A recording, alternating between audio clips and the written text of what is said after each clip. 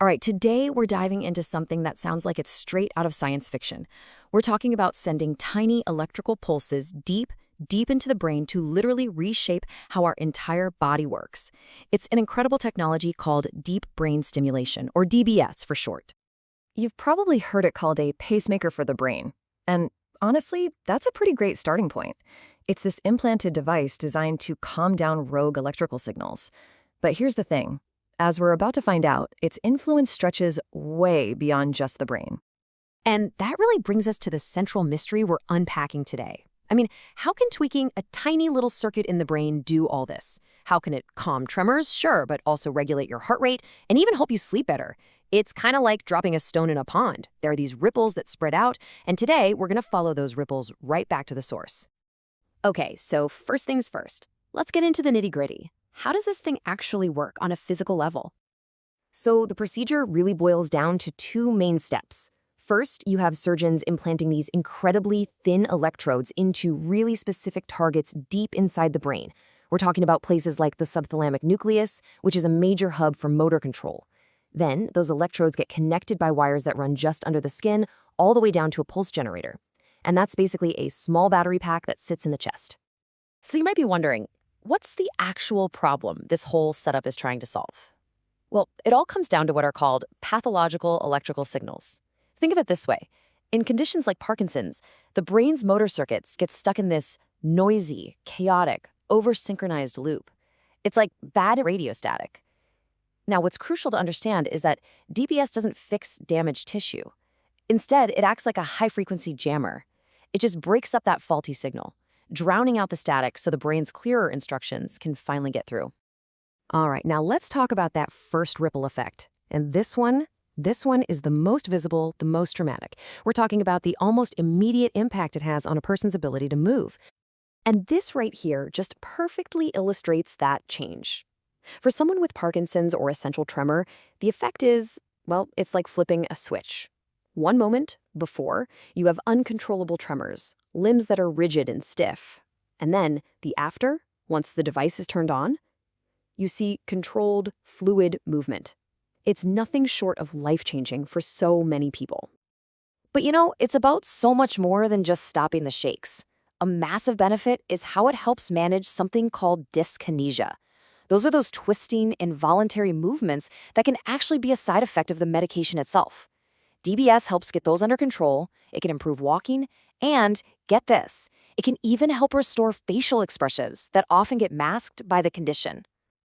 Okay, so that's the motor system. But now, let's go deeper, because the effects of DBS reach way beyond the movements we consciously control. They go right into the vast network of systems that we don't even have to think about.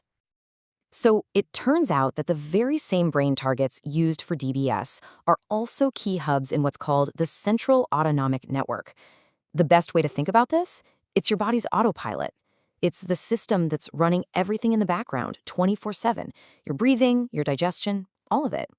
And because DBS is influencing this network, it can have some really profound effects on our body's core engine. We're seeing that it can help modulate blood pressure and heart rate, it can improve the rhythm of our breathing, and it can even regulate body temperature by getting a handle on excessive sweating, which is a really common symptom that often gets overlooked. And the impact just keeps going internally. By calming down those overactive signals, DBS can actually improve bladder control, which means reducing that constant nagging sense of urgency. It's also been shown to help with things like swallowing and even how quickly the stomach empties. Now, it's true, these effects can really vary from person to person. So when you start retuning the body's autopilot like this, those ripples we talked about just keep spreading. They lead to this kind of system-wide reset that ends up affecting the entire body, sometimes in really surprising ways. A perfect example of this, sleep.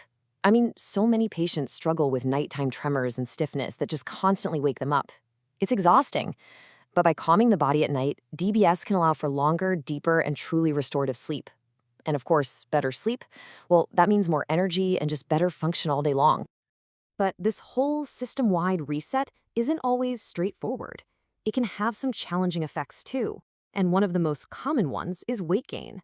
For a long time, people weren't totally sure why this was happening.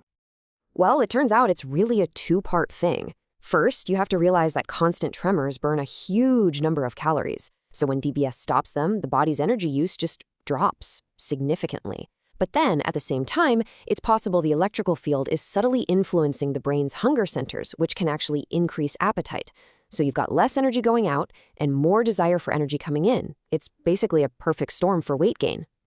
Now, of course, we have to be realistic. This is brain surgery, and introducing a constant electrical field into the brain, well, that's not without its risks and trade-offs. See, the brain is just so densely packed with all these different circuits. So sometimes the electrical stimulation can kind of leak over into neighboring areas. When that happens, it can cause side effects like a tingling pins and needles feeling that's called paresthesia, or even slurred speech. And here's a strange paradox. While it helps so many parts of movement, it can sometimes make balance worse, or that feeling of having your feet glued to the floor.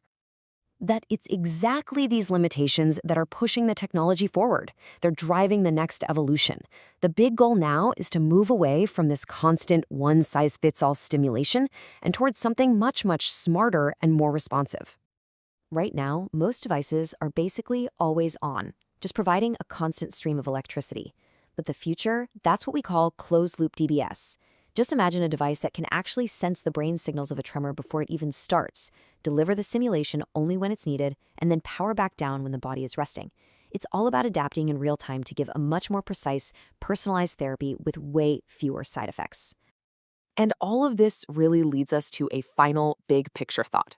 Deep brain stimulation has already shown us just how profoundly we can influence the body by tuning its electrical signals.